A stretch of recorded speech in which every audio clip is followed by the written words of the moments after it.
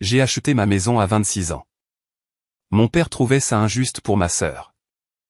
2 semaines après, avis d'expulsion, ma maison a été vendue. Quelqu'un a falsifié ma signature, mais mon notaire a repéré la supercherie et a donné l'alerte. Je m'appelle Victoire. J'ai 26 ans. Il y a 3 mois, j'ai finalisé l'achat d'une magnifique maison de style craftsman à 3 chambres dans une banlieue tranquille. J'ai économisé pendant 6 ans, travaillé les fins de semaine et renoncé à des vacances pour réunir la compte. Lorsque j'ai reçu ma famille pour un dîner de célébration, mon père, Richard, s'est tenu dans mon nouveau salon, a ricané et a dit « Quel gaspillage d'espace pour une seule personne. Ta sœur en a plus besoin que toi. » Exactement 2 semaines plus tard, je suis rentré du travail pour trouver un avis d'expulsion jaune vif placardé sur ma porte d'entrée. L'avis stipulait que ma propriété avait été légalement transférée à un nouveau propriétaire. J'avais 72 heures pour quitter les lieux. Lorsque j'ai retrouvé les documents, j'ai découvert une signature falsifiée transférant ma maison à ma sœur. Juste à côté de ma fausse signature se trouvait le sceau officiel de notaire de ma meilleure amie d'université. L'encre sur mes documents hypothécaires était à peine sèche lorsque j'ai invité ma famille pour un dîner de célébration. J'ai passé tout le samedi à cuisiner, à arranger les meubles et à polir le parquet. Je voulais que mes parents voient ce que mon salaire de directrice marketing et des années d'économies incessantes avaient bâti. Au lieu de cela, dès que mon père a franchi la porte d'entrée en chaîne, ses yeux se sont plissés. Il n'a pas dit félicitations.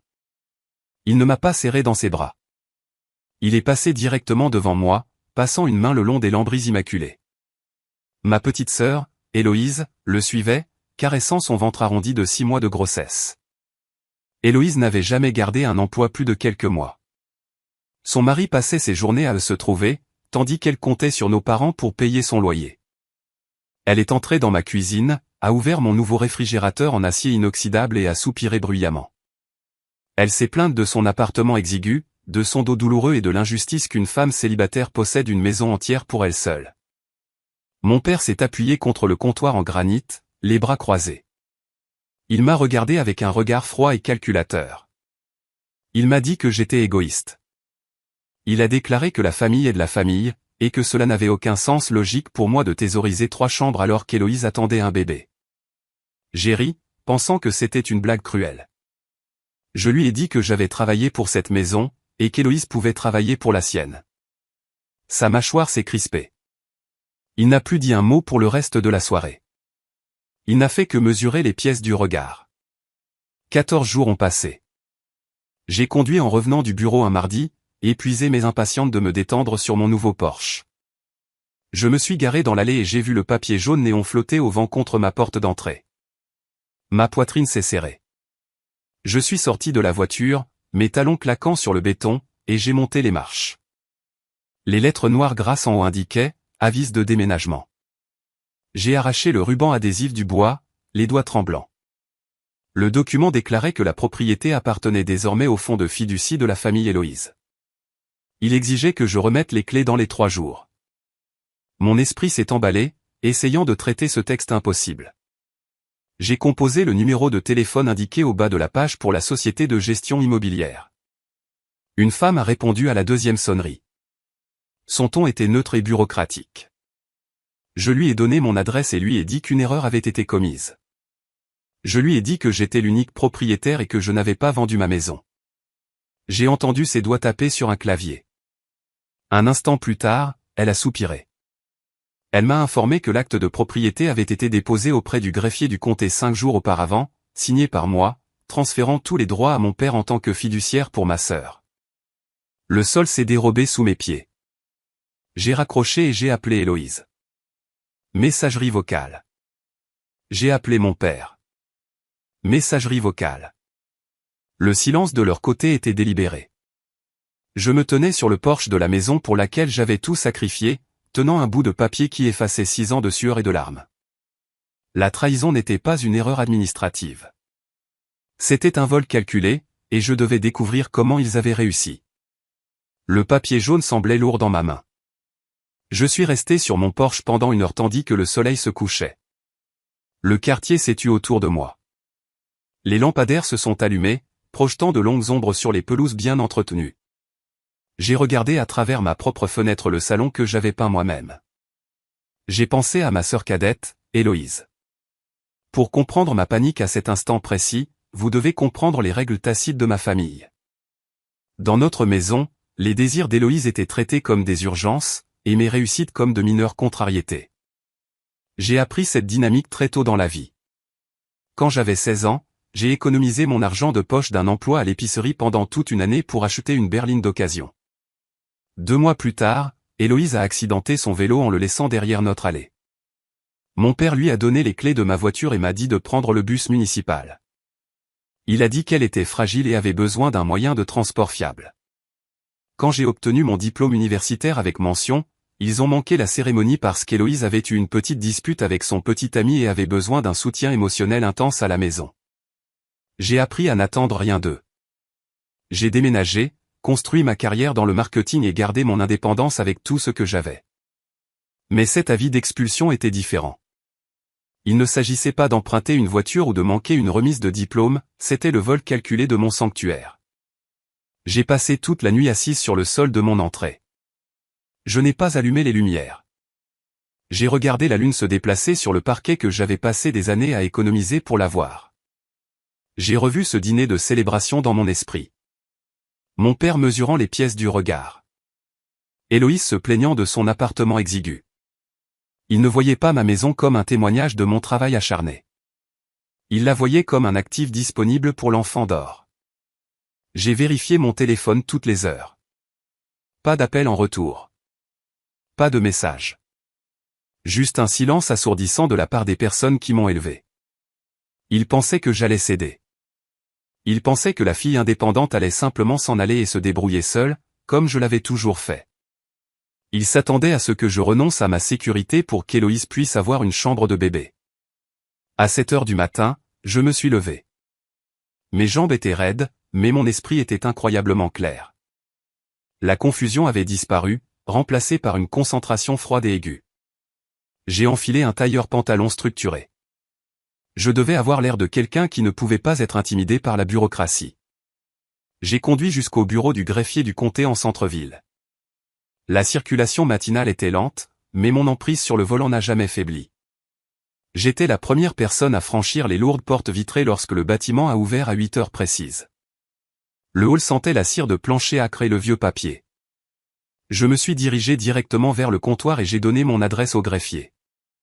J'ai demandé une copie imprimée de l'acte de transfert de propriété le plus récent pour ce terrain spécifique. Le greffier était une femme plus âgée aux yeux fatigués. Elle a tapé lentement sur son clavier. La grande imprimante ronronnait en arrière-plan. Elle a sorti une épaisse liasse de papier du plateau de sortie, l'a agrafée dans le coin supérieur gauche et l'a fait glisser sur le comptoir en stratifie vers moi. Je l'ai remerciée, ma voix ne trahissant aucun des bouleversements à l'intérieur de ma poitrine. J'ai pris la liasse et me suis dirigé vers une petite table en bois dans le coin du hall. Je me suis forcé à respirer régulièrement avant de regarder les pages. Le jargon juridique était dense, mais le message principal était sans équivoque. Le document indiquait que Victoire Sterling, la cédante, avait volontairement et légalement transféré tous les droits de propriété à Richard Sterling, agissant en tant que fiduciaire principal pour le fonds de fiducie de la famille Héloïse. Le prix de transfert était indiqué comme étant $1. Mon estomac s'est retourné. J'ai tourné la dernière page du contrat. Mes yeux se sont fixés sur la ligne du bas où se trouvaient les signatures. Il y avait mon nom signé à l'encre noire. Mais c'était complètement faux. Les boucles des lettres cursives étaient forcées et non naturelles. L'inclinaison était trop droite. Mais l'erreur la plus flagrante était l'initiale du milieu. La signature disait Victoire Monsieur Sterling. Je n'utilise jamais mon initiale du milieu sur les documents légaux. J'ai toujours signé mon nom avec seulement mon prénom et mon nom de famille.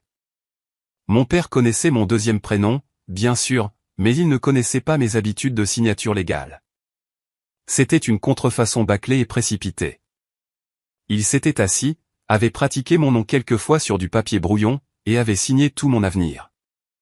Un froid aigu a parcouru mon échine. Je regardais une preuve documentée d'un crime grave. Mon propre père avait commis un vol d'identité et une fraude électronique pour assurer une vie confortable à sa fille préférée. Mais comment l'avait-il officialisé?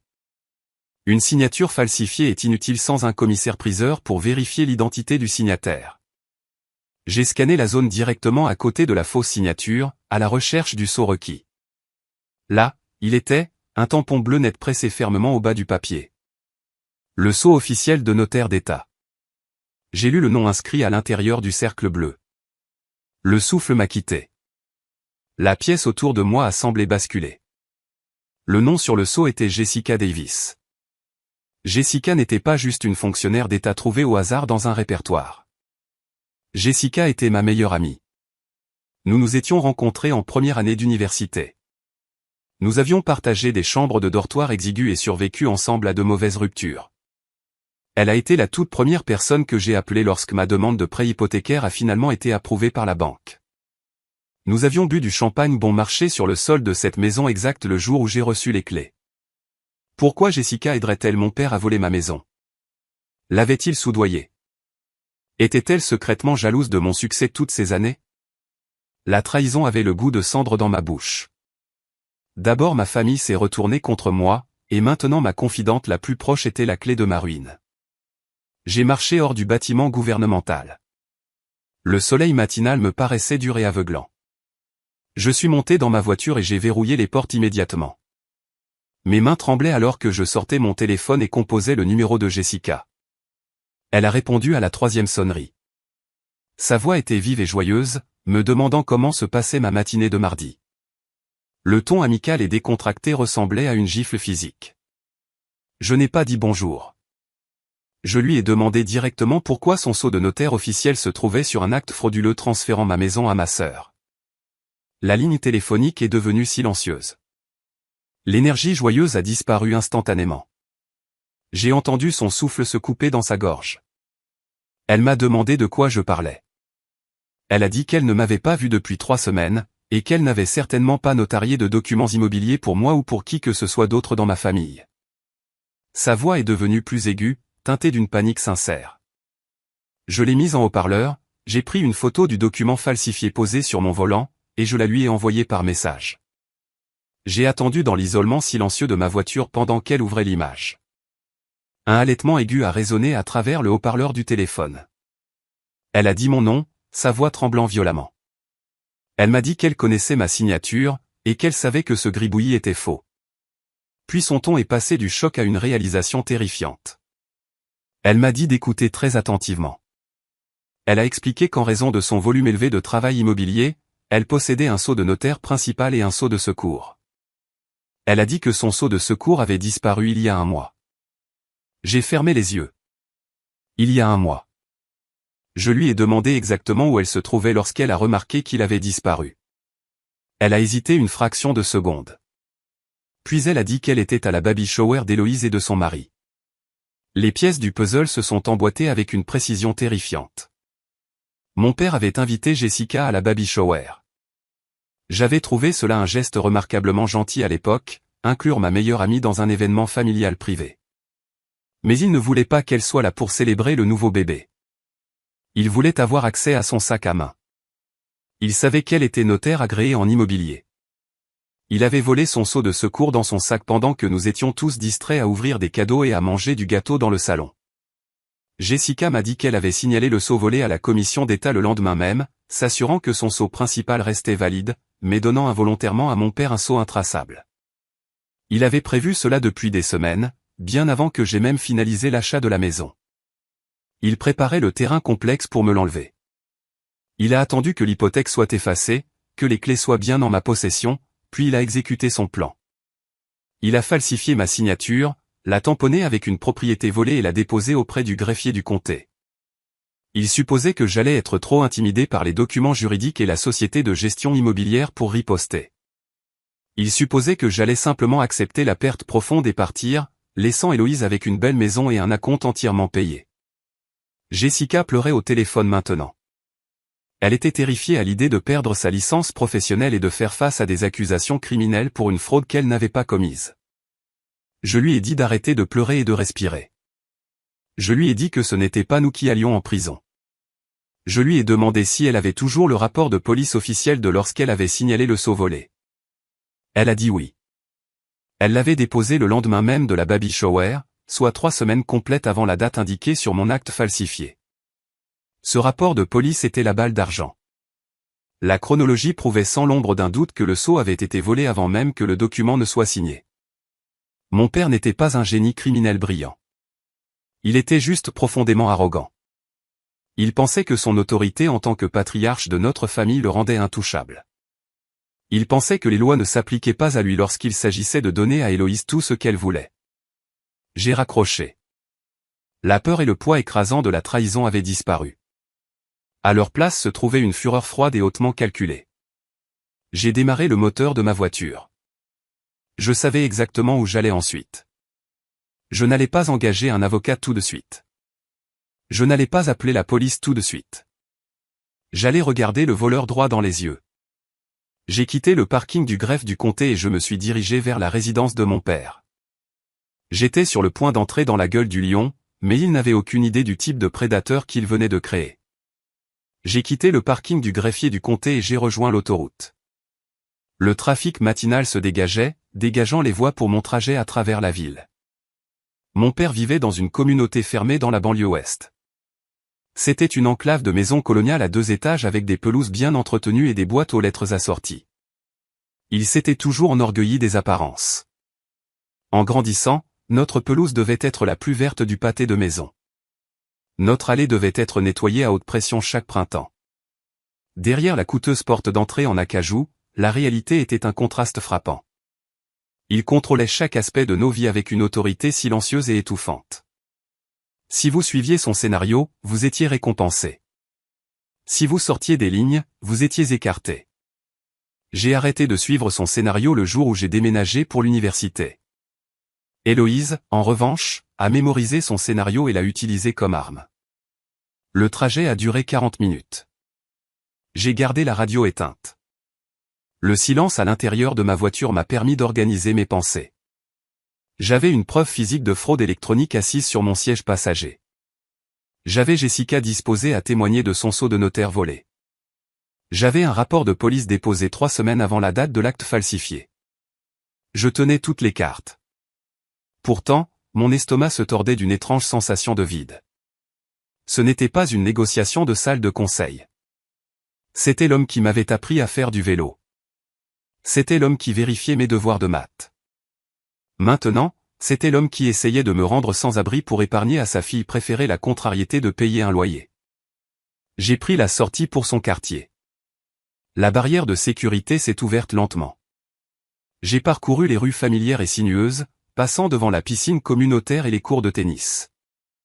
Je me suis arrêté devant la grande maison en briques au bout de l'impasse. Le SUV argenté de mon père était garé dans l'allée, son coffre ouvert. À côté, se trouvait la voiture compacte rouillée d'Héloïse, un véhicule dont mon père payait l'assurance chaque mois. Je me suis garé dans la rue juste derrière la boîte aux lettres. J'ai coupé le moteur et j'ai pris une longue respiration stable. J'ai vérifié le dossier en papier manie sur le siège passager, m'assurant que la copie imprimée de l'acte y était. Je suis sorti sur l'asphalte. L'air était vif. Un voisin promenait un Golden Retriever sur le trottoir d'en face. C'était un matin de mardi parfait en Amérique suburbaine. Cela semblait surréaliste d'entrer dans cet environnement immaculé, portant la preuve d'un crime commis par le président de l'association des propriétaires. J'ai marché sur l'allée en agrégats exposés. Mes talons n'ont fait aucun bruit contre le béton. J'ai remarqué des boîtes en carton vides empilées soigneusement près du coffre ouvert du SUV. Il se préparait à déménager. Mon déménagement. Ou plutôt, Héloïse emménageant dans ma maison. L'audace pure de leur préparation a serré ma poitrine. Ils organisaient du ruban adhésif et du papier bulle pendant que j'étais dans un bâtiment gouvernemental découvrant que mon identité avait été volée. Je suis arrivé au porche avant. Le lourd heurtoir en laiton pendait au centre de la porte. Je ne l'ai pas utilisé. J'ai tendu la main, saisi la poignée et poussé. Elle n'était pas verrouillée. Je suis entré dans le vestibule. L'odeur du café frais et de la cannelle emplissait l'air.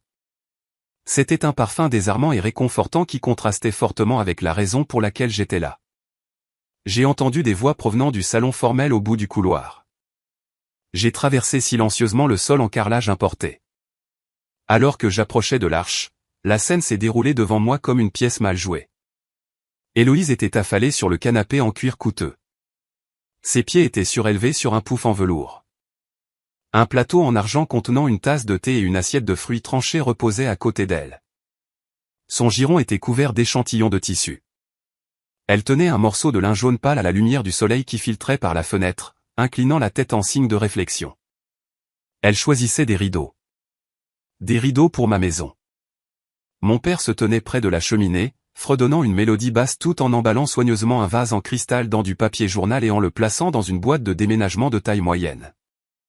La tranquillité domestique du moment était grotesque. Ils emballaient ces biens précieux pour les offrir à Héloïse, traitant ma propriété durement gagnée comme une mise à niveau gratuite pour leur enfant d'or. Je suis resté dans l'arche pendant 10 secondes complètes avant que l'un ou l'autre ne remarque ma présence. Mon père s'est retourné pour prendre une autre feuille de papier journal et s'est figé. La mélodie s'est arrêtée dans sa gorge. Il a cligné des yeux, calculant clairement comment j'avais réussi à arriver chez lui un mardi matin au lieu d'être assise à mon bureau en centre-ville. Héloïse a laissé tomber l'échantillon de lin jaune. Elle s'est redressée, ses yeux lançant des regards rapides de mon visage au dossier que je tenais. Sa main est allée instinctivement à son ventre arrondi, adoptant une posture défensive. Elle a laissé échapper un soupir aigu. Elle m'a demandé ce que je faisais là, son ton dégoulinant d'agacement comme si j'avais interrompu une consultation de design cruciale. Je ne lui ai pas répondu. J'ai marché directement devant le pouf en velours et je me suis approché de la table basse en verre au centre de la pièce. J'ai ouvert le dossier manille. J'en ai sorti la copie imprimée de l'acte de transfert de propriété et je l'ai laissé tomber sur la surface vitrée. Le papier a atterri avec une tape douce et définitive. La signature falsifiée faisait face vers le haut, juste à côté du sceau bleu volé. J'ai regardé mon père droit dans les yeux. J'ai gardé ma voix basse, stable et exempte de toute fluctuation. Je lui ai dit qu'il avait falsifié ma signature. Je lui ai dit qu'il avait utilisé le sceau volé de Jessica pour déposer un acte frauduleux. Je m'attendais au déni. Je m'attendais à ce qu'il feigne l'ignorance ou blâme une erreur administrative. Je me suis préparé à une dispute ou à un mensonge désespéré. Ce qui s'est passé ensuite a été bien plus glaçant. Mon père n'a pas bronché. Il n'a pas eu l'air coupable. Il n'a même pas eu l'air surpris que j'ai découvert son stratagème si rapidement. Il avait simplement l'air agacé. Il a posé le vase en cristal sur la cheminée. Il s'est essuyé les mains sur son jean en dénime, laissant échapper un long souffle délibéré. Il a croisé les bras sur sa poitrine et m'a regardé avec exactement la même expression qu'il utilisait quand j'étais adolescente et que je demandais à rester sorti après l'heure du couvre-feu. Il a traité le crime qu'il venait de commettre comme une simple infraction comportementale de ma part. Il s'est rapproché de la table basse. Il n'a pas regardé l'acte. Il a gardé son regard fixé sur mon visage. Il m'a dit de baisser la voix. Il a dit que j'étais dramatique et émotive. Les mots sont restés suspendus dans l'air, épais de condescendance. Il a fait un geste vers Héloïse, qui était maintenant en train de tamponner le coin de ses yeux avec un mouchoir, jouant son rôle à la perfection. Il a dit « la famille est de la famille ». Il a dit que c'était un simple transfert d'actifs pour assurer un environnement sûr pour grandir à son petit enfant. Il m'a regardé, scrutant mon costume sur mesure, et a dit que je gagnais bien ma vie. Il m'a dit que j'étais jeune, célibataire et capable d'acheter un autre endroit. Il a dit que c'était la bonne chose à faire, et que je devais cesser de faire tout un plat. Je l'ai regardé, laissant ces mots s'infiltrer. Il croyait sincèrement en son propre récit. Il croyait que sa position de père lui accordait un droit d'expropriation sur ma vie, mes finances et ma propriété.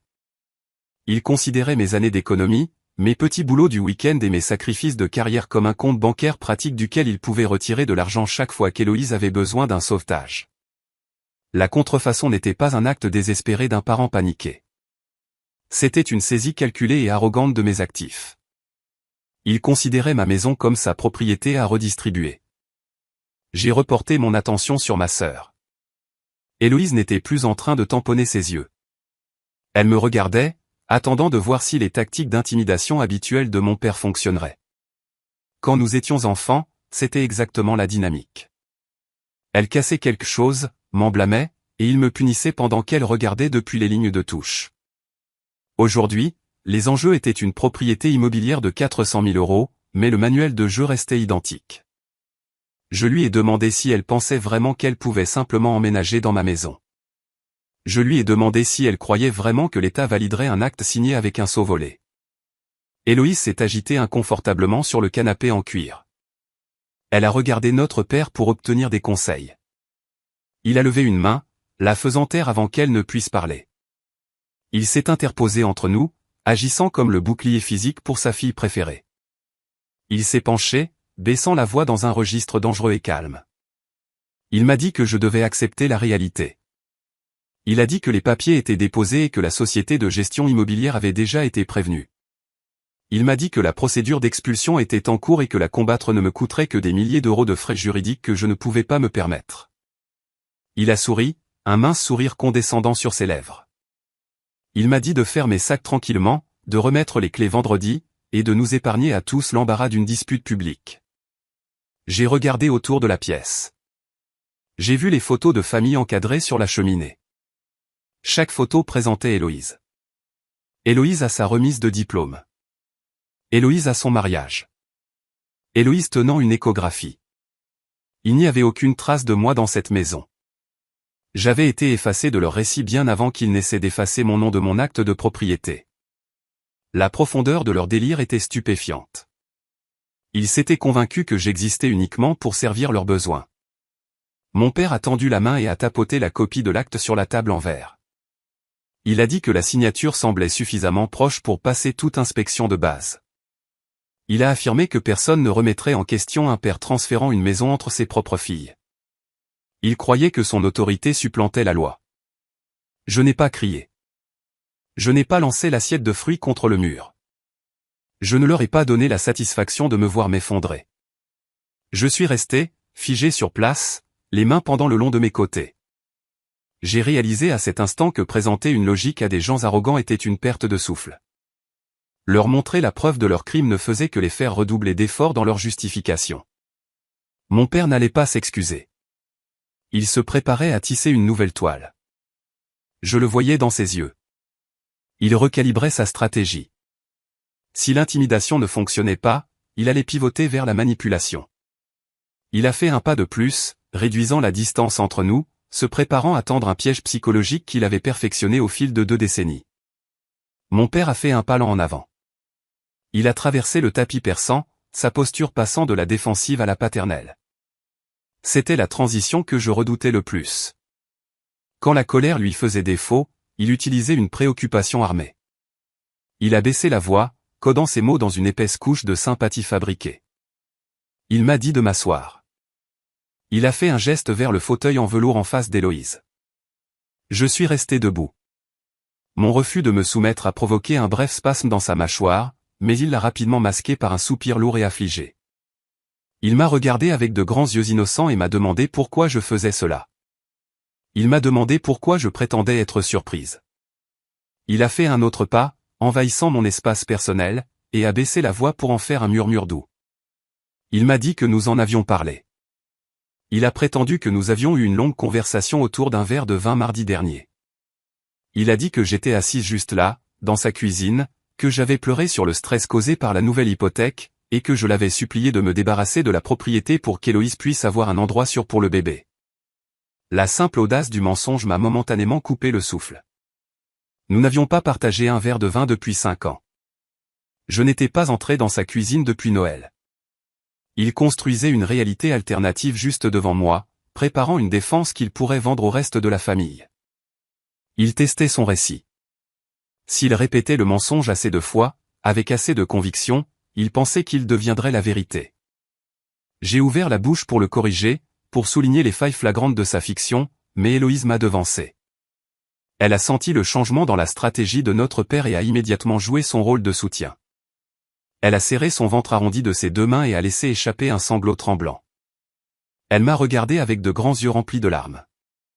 Elle m'a demandé comment je pouvais être si cruel. Elle a dit que je lui avais promis la maison. Elle a prétendu avoir déjà dépensé 2000 € en meubles de chambre de bébé personnalisés grâce à ma générosité, et que maintenant j'essayais de lui retirer le tapis sous les pieds par pure cupidité soudaine. Ses larmes étaient parfaites. En grandissant, Héloïse maîtrisait l'art de la détresse physique pour éviter la responsabilité. Si elle ratait un test de maths, elle développait une migraine soudaine et débilitante qui nécessitait une obscurité totale et des compresses froides, forçant nos parents à excuser ses mauvaises notes. Si elle dépassait l'heure du couvre-feu, elle titubait à travers la porte d'entrée en hyperventilant, affirmant qu'une voiture étrange l'avait suivie jusque chez elle, faisant instantanément passer notre père de disciplinaire en colère à sauveur protecteur. Maintenant, elle utilisait son enfant à naître comme bouclier humain pour un crime. Mon père a posé une main réconfortante sur l'épaule d'Héloïse. Il m'a regardé à nouveau, son expression se durcissant. Le masque paternel bienveillant s'est décollé, révélant le stratège froid en dessous. Il a émis son ultimatum. Il a dit que si je traînais cela devant les tribunaux, si je faisais d'un simple arrangement familial un spectacle public, il détruirait ma réputation. Il a promis d'appeler chaque tante, oncle et cousin de notre vaste réseau. Il a dit qu'il leur dirait que j'étais mentalement instable. Il leur dirait que j'avais accepté d'aider ma sœur enceinte, puis que j'avais reculé par malveillance juste pour lui causer de la détresse émotionnelle. Il savait à quel point j'accordais de l'importance à mon indépendance et à ma réputation impeccable. Il pensait que la menace de l'exil familial forcerait ma conformité. Il s'est penché près, son souffle sentant le café rassis. Il m'a dit que j'aurais l'air d'une menteuse gourmande et vindicative. Il a dit que personne ne croirait la fille à succès et indépendante plutôt que la sœur en difficulté et enceinte. Il m'a dit de réfléchir à ma carrière. Il a demandé comment mon cabinet de marketing d'entreprise réagirait à un procès familial public et désordonné où j'étais dépeinte comme la méchante. L'essence de son discours était étouffante. Ils me coinçaient dans leur propre salon, utilisant l'extorsion émotionnelle pour sécuriser un actif volé. Une victoire plus jeune se serait brisée. Une victoire plus jeune aurait crié jusqu'à ce que sa gorge soit à vif. J'aurais balayé l'assiette de fruits sur la table, brisé le vase en cristal et détalé par la porte d'entrée en pleurant. Et si je faisais cela, je leur remettrais exactement le récit dont ils avaient besoin. Je serais la fille hystérique et instable qu'ils décrivaient. Je validerais leurs mensonges par mon propre traumatisme réactif. Mais la femme de 26 ans qui se tenait devant eux possédait sa propre vie. J'ai vu le piège, j'ai vu l'appât, et j'ai refusé de mordre. J'ai réalisé que discuter avec un narcissique était comme verser de l'eau dans un puits sans fond, cela ne faisait qu'épuiser mes ressources tout en les laissant intactes. Chaque mot de défense que j'offrais n'était qu'une munition supplémentaire pour leur réalité tordue.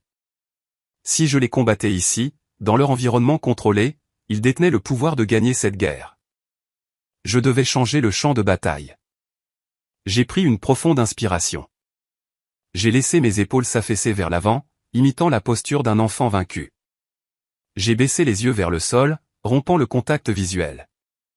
J'ai forcé ma respiration à devenir superficielle et saccadée. J'ai chuchoté le mot « d'accord ». La pièce est devenue silencieuse. Héloïse a arrêté ses faux sanglots. Mon père a retiré sa main de l'épaule d'Héloïse. Il a reculé, sa poitrine se gonflant de fierté victorieuse. Il m'a demandé de répéter. J'ai levé les yeux, gardant mon expression complètement vide. J'ai dit, d'accord, vous avez gagné. Je lui ai dit que je ne me battrais pas contre le transfert. J'ai dit que je commencerais à faire mes bagages ce soir et que je serais entièrement parti vendredi soir. Je lui ai dit de garder les clés, de garder la maison, et de me laisser tranquille. Un lent sourire triomphant s'est répandu sur le visage de mon père. C'était exactement le sourire qu'il arborait lorsqu'il négociait avec succès un prix plus bas pour une voiture d'occasion. Il pensait m'avoir brisé. Il a tendu la main et m'a tapoté l'épaule, un geste condescendant d'affection feinte. Il a dit qu'il savait que je finirais par voir la raison. Il m'a traité de bonne fille. Il m'a dit que c'était pour le mieux, et qu'un jour je comprendrais que les sacrifices familiaux étaient nécessaires. Je leur ai tourné le dos. J'ai quitté le salon formel, descendu le couloir, et suis sorti par la porte d'entrée. Je n'ai pas regardé en arrière. Je suis monté dans ma voiture, j'ai démarré le moteur, et j'ai quitté l'impasse. Au moment où les portes de sécurité se sont fermées derrière moi dans le rétroviseur, mes mains ont commencé à trembler. Une larme chaude et aveuglante s'est échappée de mon œil, traçant un chemin sur ma joue. Ce n'était pas une larme de chagrin ou de reddition. C'était une rage pure et sans mélange. Je me suis garé sur le parking d'un café voisin, mis en position P et j'ai saisi le volant jusqu'à ce que mes jointures blanchissent. J'ai laissé la colère m'envahir pendant exactement 2 minutes. Puis j'ai sorti mon téléphone. La retraite était terminée. La salle de guerre était officiellement ouverte. J'ai envoyé un SMS à Jessica. Je lui ai dit de me rejoindre au café et d'apporter son rapport de police physique. Elle est arrivée 20 minutes plus tard, l'air pâle et terrifié. Elle s'est glissée sur le siège passager de ma voiture, serrant une enveloppe manille. Elle n'arrêtait pas de s'excuser, sa voix tremblante, disant qu'elle n'aurait jamais dû laisser son sac à main sans surveillance dans la maison de mon père. Je l'ai interrompue. Je lui ai dit que la culpabilité était une émotion inutile en ce moment. Nous avions besoin d'une stratégie. Je lui ai demandé si elle avait toujours les coordonnées de l'associé principal du cabinet d'avocats spécialisé en immobilier avec lequel elle travaillait. Jessica a hoché la tête. Elle a sorti son téléphone et a passé un appel. En raison de sa relation professionnelle établie, l'avocat a accepté une consultation d'urgence 1 heure plus tard. Nous avons conduit jusqu'à un immeuble de bureaux élégant avec une façade vitrée. La réceptionniste nous a directement fait entrer dans un grand bureau d'angle surplombant le paysage urbain. Le nom de l'avocat était David. C'était un homme d'une 50aine d'années avec des yeux perçants, un costume sur mesure et une attitude qui ne tolérait aucune absurdité. Nous nous sommes assis en face de son grand bureau en acajou. Je n'ai pas perdu son temps avec des histoires de fond émotionnels. J'ai posé la copie imprimée de l'acte falsifié sur son bureau. À côté, Jessica a placé le rapport de police officiel documentant le vol de son sceau de notaire. Je lui ai donné un calendrier chronologique concis, clôture de l'hypothèque, la baby shower, l'avis d'expulsion et la confrontation que je venais d'avoir avec mon père. David a mis ses lunettes de lecture. Il a examiné l'acte, traçant ma signature falsifiée avec la pointe de son stylo argenté. Il a recoupé les dates sur le rapport de police avec la date du transfert de propriété. La pièce était silencieuse, à l'exception du bruissement du papier. Après 3 minutes, il a enlevé ses lunettes et a croisé les mains sur le bureau. Il m'a regardé directement et a livré une évaluation sobre. Il a déclaré que mon père avait commis plusieurs infractions graves. En falsifiant mon nom sur un document légal pour transférer un actif d'une valeur de 400 000 €, il a commis un vol immobilier aggravé. En utilisant mon identité, il a commis un vol d'identité. En déposant un document frauduleux via les systèmes du comté, il a commis une fraude électronique. David a expliqué que ce n'étaient pas des litiges civils à régler au tribunal des petites créances. C'étaient des crimes d'État et fédéraux passibles de peine de prison obligatoire. Il m'a posé une question cruciale. Il m'a demandé si j'étais prête à envoyer mon père biologique en prison. Il m'a prévenu qu'une fois que la machinerie légale serait mise en marche, rien ne pourrait l'arrêter. L'État prendrait en charge les poursuites. Les répercussions familiales seraient permanentes et irréversibles. J'ai pensé à l'avis d'expulsion jaune collé à ma porte. J'ai pensé à Héloïse choisissant des rideaux pour le salon pour lequel j'avais saigné. J'ai pensé au sourire suffisant de mon père lorsqu'il m'a dit que j'étais une bonne fille pour avoir renoncé à mon avenir. J'ai regardé David droit dans les yeux. Je lui ai dit que je n'avais pas de père, j'avais un criminel essayant de me rendre sans abri. Je lui ai dit de rédiger les papiers. David a agi avec une efficacité effrayante. En 2 heures, il a rédigé une injonction d'urgence pour stopper le transfert de propriété. Il a déposé une motion pour geler l'acte, empêchant Héloïse ou mon père de prendre toute mesure légale ou financière concernant la maison. Il a contacté directement le bureau du greffier du comté, signalant la transaction comme une enquête de fraude active. Mais la partie la plus cruciale de notre stratégie nécessitait un silence absolu de ma part. David m'a demandé de retourner chez moi et de vivre ma vie normalement. Je ne devais emballer aucune boîte. Je ne devais répondre à aucun appel de ma famille. Je devais leur faire croire que leur tactique d'intimidation avait parfaitement fonctionné. J'ai conduit chez moi ce soir-là et je suis entré dans ma belle maison Craftsman. Le soleil du soir projetait une chaude lueur dorée sur le parquet. J'ai préparé une tasse de thé et me suis assise sur mon canapé. Mon téléphone a vibré sur la table basse. C'était un message d'Héloïse. Elle demandait si je pouvais laisser les stores personnalisés sur les fenêtres quand je partirais, affirmant qu'ils correspondaient parfaitement au thème de sa nouvelle chambre de bébé.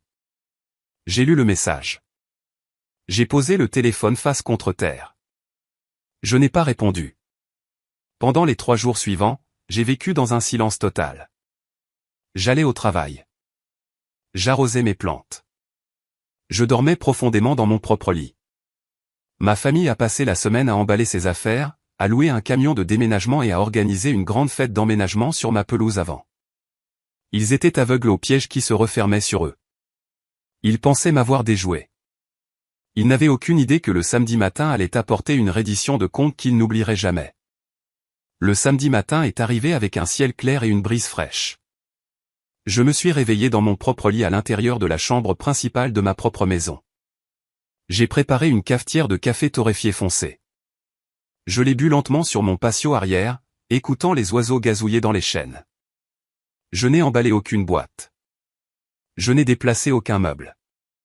Je me suis douché et habillé dans un tailleur bleu marine net et structuré. J'ai choisi le genre de tenue qui commande l'attention dans une salle de conseil d'entreprise. Je devais avoir l'air du propriétaire légal d'une propriété, pas d'une enfant vaincue abandonnant son sanctuaire. À 8 heures, j'ai verrouillé ma porte d'entrée et je me suis dirigé vers ma voiture. J'ai conduit 2 pâtés de maison plus loin dans la rue et je me suis garé derrière une haie dense et grande. J'avais une ligne de vue claire sur mon allée. J'ai coupé le moteur, baissé la fenêtre juste assez pour entendre le bruit de la rue et j'ai attendu. À 9 heures précises, l'invasion a commencé. Un grand camion de déménagement jaune loué a grondé dans ma rue de banlieue tranquille. Le lourd moteur diesel a noyé le chant des oiseaux matinaux.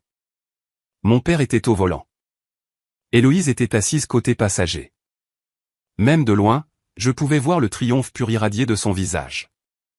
Elle pointait ma maison, sa main posée sur le tableau de bord, réclamant son prix. Le camion a reculé dans mon allée. L'alarme de recul a résonné dans le quartier, un bip aigu signalant l'arrivée de leur droit. Le camion s'est arrêté à quelques centimètres de ma porte de garage. Le mari d'Héloïse a sauté de la cabine. Il portait des shorts de sport en Playdeton, tenant un grand café glacé. Il n'a offert aucune aide physique alors que mon père déverrouillait l'arrière du camion et abaissait la lourde rampe métallique. Le bruit fort de l'acier frappant le béton a résonné dans la rue. Puis la famille élargie a commencé à arriver. Mon père n'avait pas seulement organisé un déménagement, il avait organisé un spectacle. La tante Suzanne est arrivée dans sa mini-fourgonnette argentée. Elle est sortie en portant un grand plat de cuisson en verre recouvert de papier d'aluminium. L'oncle Robert s'est garé juste derrière elle, tenant un bonsaï en pot enveloppé d'un ruban décoratif brillant. Les cousins que je n'avais pas vus depuis le Thanksgiving précédent ont débarqué de leur véhicule. Ils portaient des ballons à hélium, des cartes de vœux pour la nouvelle maison et des sacs cadeaux. Ils organisaient une fête sur ma pelouse avant pour célébrer le vol de ma maison. Mon père se tenait près de la rampe du camion de déménagement, accueillant ses parents avec les bras ouverts. Il jouait le rôle du patriarche généreux et prospère à la perfection. Il désignait les grandes fenêtres en bail de mon salon, se vantant bruyamment des mètres carrés qu'il avait obtenus pour sa fille enceinte. Il tapotait le dos d'Héloïse pendant que les tantes s'extasiaient sur son ventre. Il riait. Il se faisait des câlins. Il célébrait ma prétendue ruine financière sous prétexte d'unité familiale. J'ai regardé ce spectacle grotesque pendant 20 minutes. J'ai laissé les premiers objets être déchargés. J'ai vu l'oncle Robert porter une pile de couvertures de chambre de bébé sur l'allée. J'ai vu la tante Suzanne poser son plat de cuisson sur le garde-corps de mon Porsche. Je voulais qu'ils se sentent en sécurité. Je voulais qu'ils croient que leur tactique d'intimidation avait parfaitement fonctionné, et que j'avais fui au milieu de la nuit. Lorsque mon père a ramassé une lourde boîte en carton étiquetée appareil de cuisine et a commencé à marcher vers ma porte d'entrée, j'ai mis ma voiture en marche. Je n'ai pas accéléré. J'ai conduit à un rythme lent et délibéré dans la rue. Les bavardages sur la pelouse ont commencé à s'estomper lorsque ma voiture s'est approchée. Les parents ont tourné la tête, leur sourire vacillant lorsqu'ils ont reconnu mon véhicule. J'ai tourné le volant brusquement et j'ai garé ma voiture horizontalement à l'extrémité de mon allée. J'ai bloqué le camion de déménagement. Aucun véhicule ne pouvait entrer dans la propriété, et le camion de location ne pouvait pas partir. J'ai coupé le moteur. J'ai pris le dossier manie épais sur le siège passager. J'ai ouvert la porte et je suis sorti sur l'asphalte. L'air matinal était frais, mais la tension émanant de la pelouse était suffocante. Mon père s'est arrêté net au milieu de l'allée. La lourde boîte dans ses mains semblait l'alourdir. Sa poitrine se soulevait. Son visage est devenu rouge de colère, les veines de son cou gonflant contre sa chemise polo.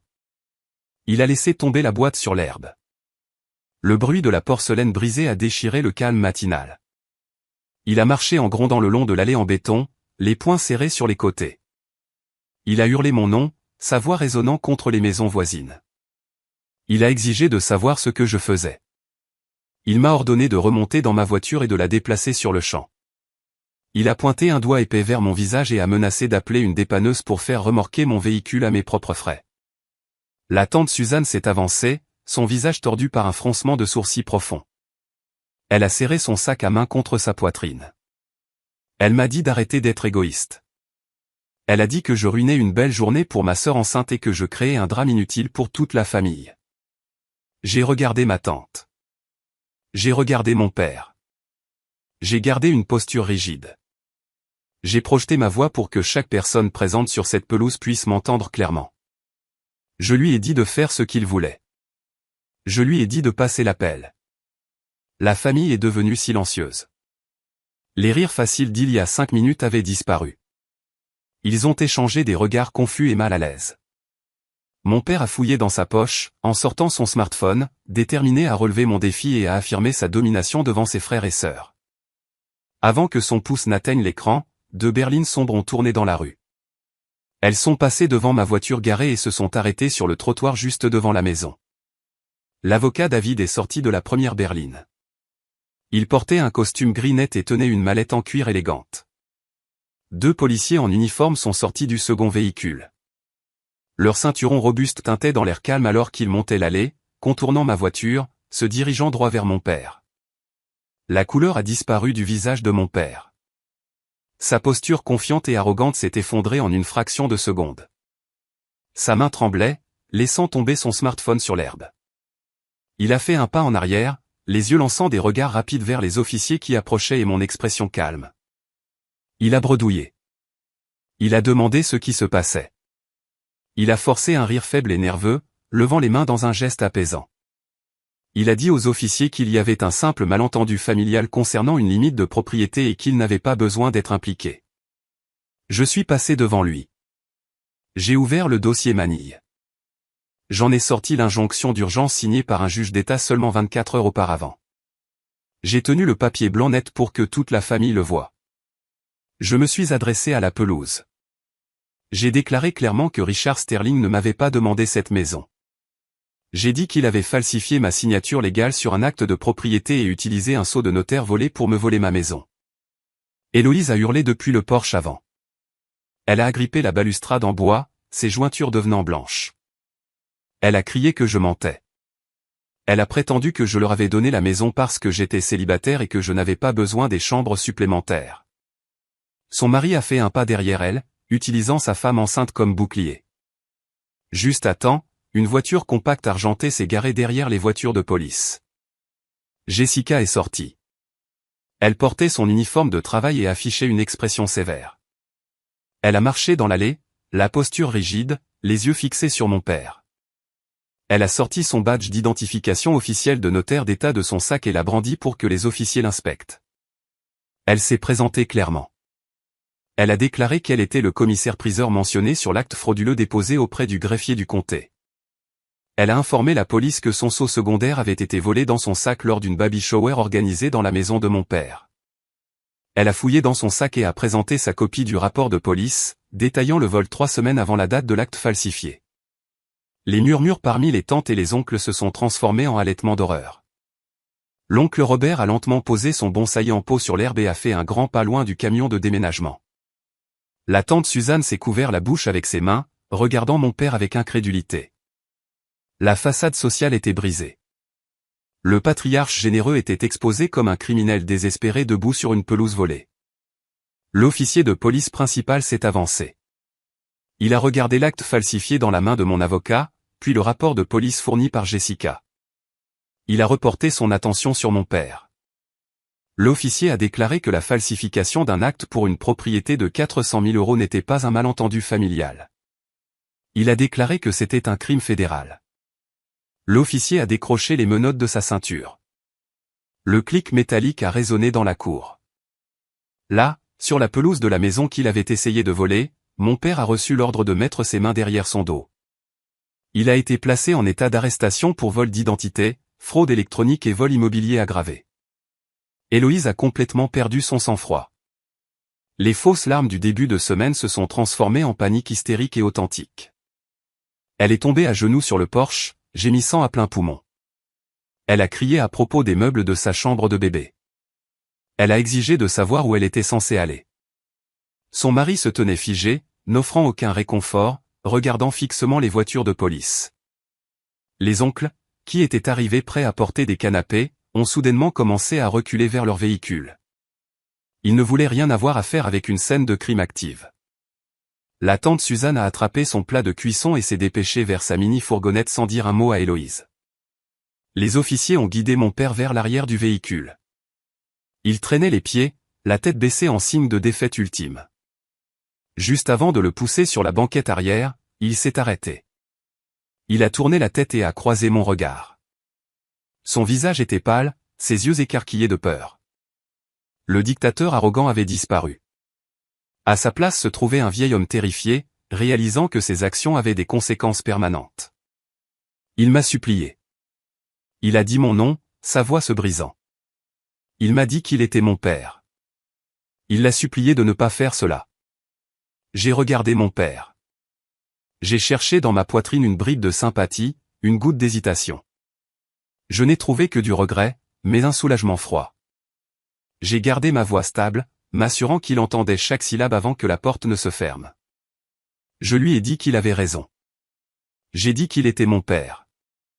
Je lui ai dit que maintenant, il n'était plus qu'un criminel qui avait essayé de me rendre sans abri. L'officier a baissé sa tête et l'a guidé vers le véhicule. La porte a claqué. Je me suis détourné, j'ai marché jusqu'au gestionnaire immobilier qui était arrivé pour constater l'injonction, et j'ai tendu la main. Je lui ai dit que je pensais qu'il avait un trousseau de clés qui m'appartenait. Il me les a remis sans un mot. Les voitures de police ont tourné le coin et ont disparu de la vue. Les lumières rouges et bleues clignotantes se sont estompées dans le calme matinal de la banlieue. Le gestionnaire immobilier a déposé les clés en laiton dans ma paume. Le métal était froid et lourd. J'ai fermé mes doigts autour d'elle. Le son des sanglots d'Héloïse sur le porche avant a brisé le silence. Elle était agenouillée sur le béton, le visage enfoui dans ses mains. Son mari se tenait à quelques pieds de distance, déplaçant son poids d'un pied à l'autre, fixant le camion de déménagement loué comme s'il contenait les réponses à son chômage soudain. Les tantes et les oncles étaient déjà partis. Ils avaient fui dès que les menottes avaient claqué. Ils avaient laissé un plat de cuisson à moitié mangé sur le garde-corps du porche et un bonsaï assis dans l'herbe. Les déménageurs, deux jeunes hommes en chemise grise assortis, sont descendus de la rampe métallique. Ils m'ont regardé, puis Héloïse, incertain de qui signait leur feuille de temps. Je me suis avancé. Je leur ai dit que le déménagement était annulé. Je leur ai ordonné de charger les quelques boîtes qu'ils avaient sorties à l'arrière dans le camion et de s'en aller. Héloïse a levé les yeux, son mascara coulant sur ses joues entraînées sombres. Elle m'a demandé comment je pouvais être si sans cœur. Elle a pointé son ventre et a exigé de savoir où elle était censée aller. Je l'ai regardée. J'ai gardé ma voix neutre et vide de toute émotion. Je lui ai dit de demander à son mari. Je me suis retourné, inséré ma clé dans la serrure de ma porte d'entrée et je suis entré dans ma maison. J'ai poussé la lourde porte en chaîne derrière moi, verrouillant ses cris et le chaos qu'ils avaient apporté à ma propriété. La semaine suivante fut un flou de rendez-vous juridiques et de formalités administratives.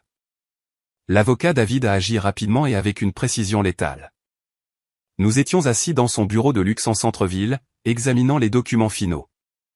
Le juge d'État a annulé l'acte frauduleux d'un simple coup de plume. Le greffier du comté a effacé la signature falsifiée de mon père des dossiers publics. Mon titre de propriété a été restauré. La maison était à nouveau légalement et en toute sécurité mienne. Mais l'affaire pénale contre Richard Sterling ne faisait que commencer. David a expliqué la dure réalité des accusations. Le procureur d'État n'offrait pas un accord de plaidoyer indulgent. Mon père a été inculpé de 3 chefs d'accusation de fraude électronique, de vol d'identité et de vol immobilier aggravé. Il a payé une caution, épuisant ses économies de retraite pour ne pas finir dans une cellule de détention du comté. Mais sa liberté était une illusion. Il portait un bracelet électronique. Son passeport avait été confisqué. Il risquait une peine maximale de 10 ans dans un établissement fédéral. Le président de l'association des propriétaires, l'homme qui exigeait des allées impeccables et des filles obéissantes, était maintenant un citoyen restreint. Il ne pouvait pas quitter les limites du comté. Il passait ses journées assis dans sa grande maison en briques en attendant une date d'audience, entouré par le silence assourdissant des parents qui l'avaient abandonné. L'ironie était palpable. Il avait essayé de voler mon sanctuaire, et ce faisant, il avait transformé sa propre maison immaculée en prison. Sans le parapluie financier de mon père pour la protéger, la réalité d'Héloïse s'est fracturée. Les frais juridiques ont dévoré l'argent que mon père lui versait habituellement pour subventionner son style de vie. Son mari, qui comptait sur les dons généreux de mon père depuis des années, a été obligé de postuler pour des emplois de vente au détail de niveau d'entrée. Ils ne pouvaient pas payer le loyer de leur appartement actuel, encore moins une maison Craftsman à 3 chambres. 2 semaines après l'arrestation, ils ont déménagé. Ils ont loué un appartement d'une chambre exiguë dans un complexe délabré à l'extrême est de la ville. Il n'y avait pas de place pour les 2000 € de meubles de chambre de bébé qu'elle avait achetés. Elle a dû vendre le berceau et la commode assortie en ligne pour une fraction du coût juste pour payer leur dépôt de garantie. J'ai appris cela par le bouche-à-oreille familial. Je n'ai ressenti aucune pitié. Elle avait joué un rôle volontaire et calculé dans un crime pour obtenir une vie pour laquelle elle refusait de travailler. Les conséquences étaient sa propre création.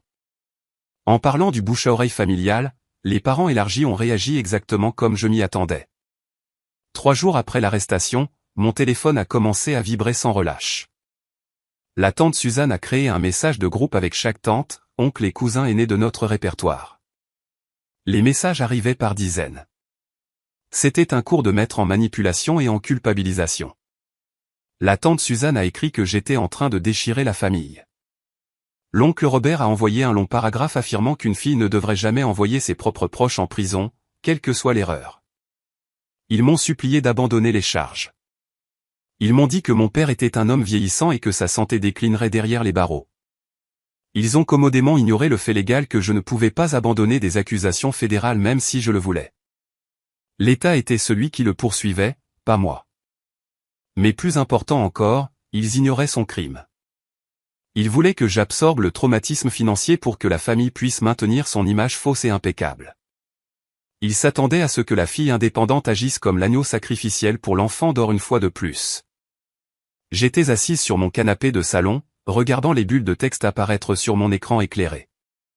Je n'ai tapé aucune réponse. Je n'ai pas défendu mes actions. Je n'ai expliqué les nuances juridiques de la fraude électronique à des personnes déterminées à ne pas me comprendre. J'ai ouvert les paramètres de mon téléphone. J'ai cliqué sur le profil de contact de la tante Suzanne et j'ai appuyé sur bloquer. J'ai fait exactement la même chose pour l'oncle Robert. J'ai fait défiler l'intégralité du message de groupe, bloquant chaque parent qui participait aux culpabilisations. En 5 minutes, l'afflux de messages s'est arrêté. Mon téléphone est devenu silencieux. Le silence était profond. Ce n'était pas le silence isolé et terrifiant de la nuit où j'avais trouvé l'avis d'expulsion. C'était un silence propre et paisible. J'ai coupé les racines toxiques qui me liaient à leur dysfonctionnement. Je respirais enfin de l'air libre. Ce soir-là, Jessica est venue. Elle a apporté 2 grandes pizzas et une bouteille de vin rouge coûteux. Nous nous sommes assises sur le sol de mon salon vide, mangeant des tranches sur des assiettes en papier, tout comme nous le faisions dans notre chambre de dortoir universitaire il y a des années. Elle a regardé autour de l'espace, admirant les lambris et la peinture fraîche sur les murs. Elle a levé sa coupe en plastique. Elle a porté un toast à la propriétaire légitime de la maison. J'ai triné ma coupe contre la sienne. J'ai regardé ma meilleure amie. Elle a risqué sa propre réputation professionnelle pour se tenir sur ma pelouse avant et affronter mon père intimidant.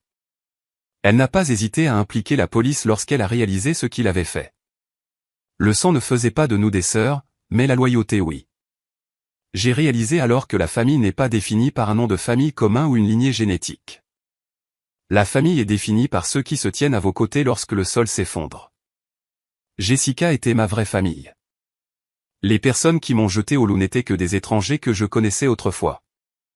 Cela fait 3 mois depuis ce samedi matin sur la pelouse. La maison est entièrement meublée maintenant. La chambre d'amis, celle que mon père essayait de transformer en chambre de bébé, est maintenant mon bureau à domicile.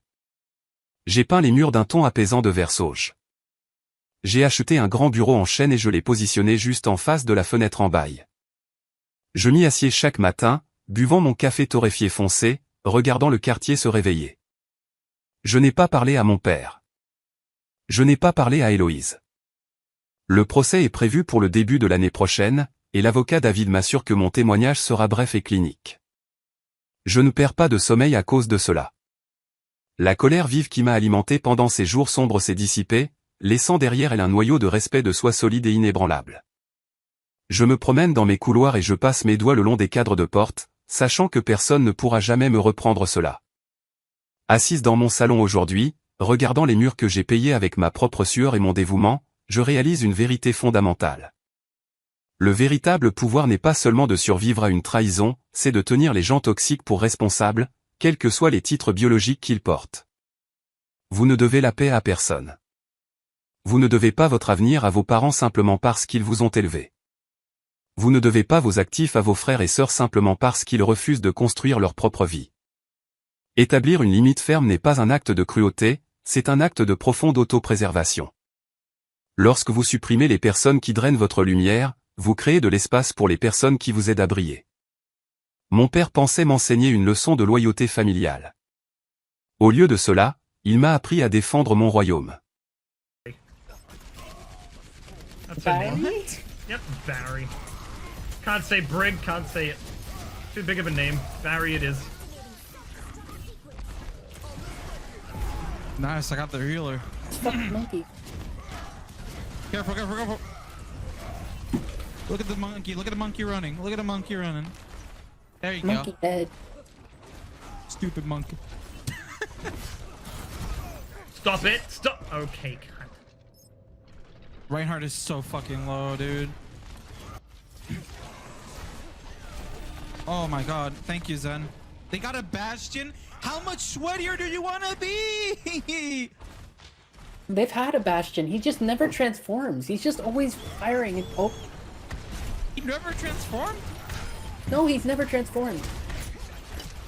Yeah, He's okay, never never actually mind. sat as a actual sentry. He's just been sitting there being a fucking weirdo, standing up and walking. He's not even trying, weird. bro. It's weird when Bastions aren't trying. Him falling off the map has done something to him.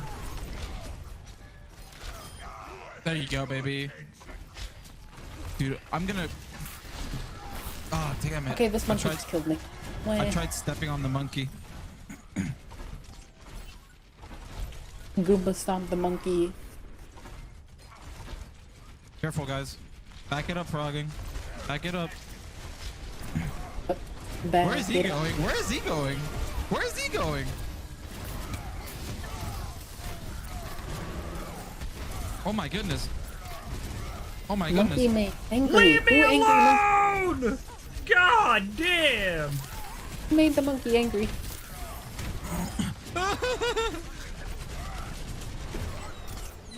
1v1, you and me, Hanzo. Okay, well, never mind. The 1v, Jesus. the 1v1. Whee! Just Damn it. one shot. Fuck. Okay, there you go. He got both of us before he died. Can you believe that?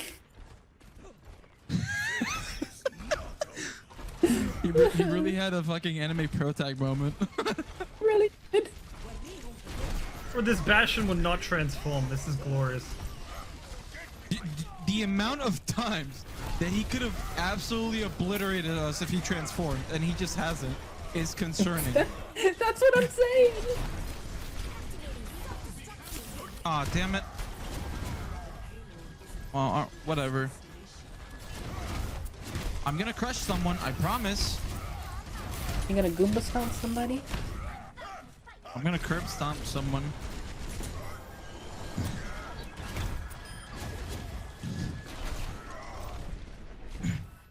Okay, what is going on with the Reinhardt? He's like being kind of stupid now. Like I'm telling you, bro, they really said I have to go to the bathroom. I forgot to unqueue. What? Why did I do that? I don't know why I was so far ahead. How did that get over here? Get the monkey. What the fuck is up with this Bastion, my guy? It's so weird, dude.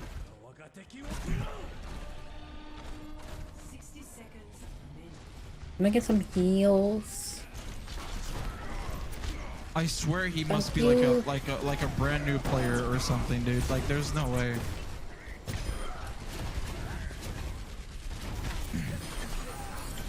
Nope. I'm here. Oh, Bridget.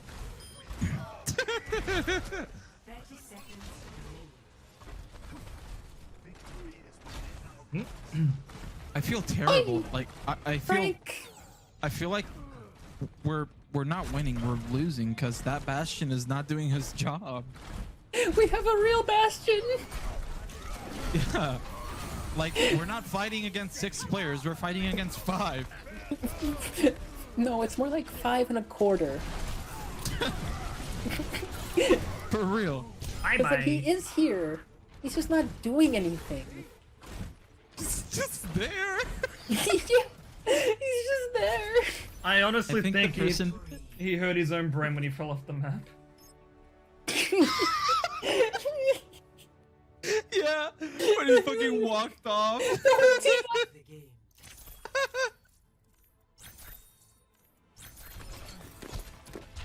They all had to shit so bad they've already left. I think he meant to play soldier the entire match. He didn't know. I wonder why I can't run. Holy fuck! 52% kill participation. My I'll be fine with god. chicken. No, that's Hey, good. hop off. He really was like, why can't I run? Yo, Thai food. Like, Gonna be I munching. think the only thing I saw that Bastion do the entire time was just use his gun, like his normal gun. Didn't heal. I don't think he didn't healed. Yeah, transform, he didn't even heal. nothing else. Other than walk off the map. It's Bastion goals. You need to clip him just walking off the map, dude. That shit was funny. I don't know if I've seen it, but maybe I did. Oh my god. That fucking Bastion, man. Oh, I'm And never gonna forget that. does he need help? He hit his head too hard, dude. I swear. Hit his head when he fell off the map.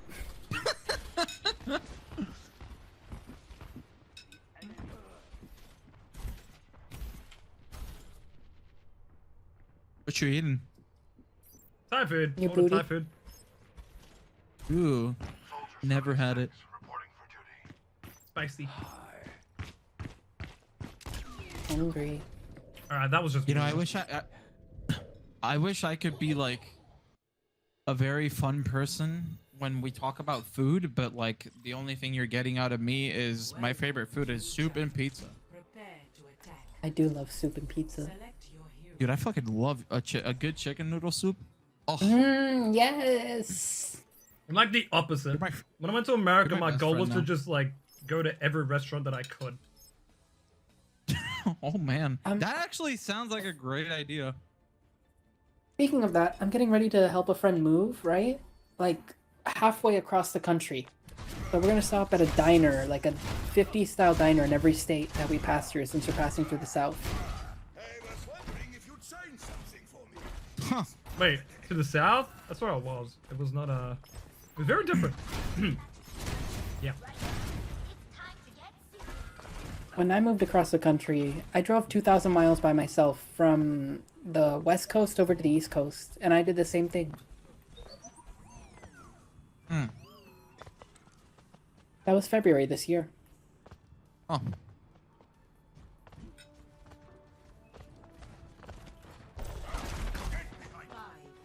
The only interesting thing about me when it comes to food is the fact that I'm allergic to apparently everybody's favorite fruit, coconut.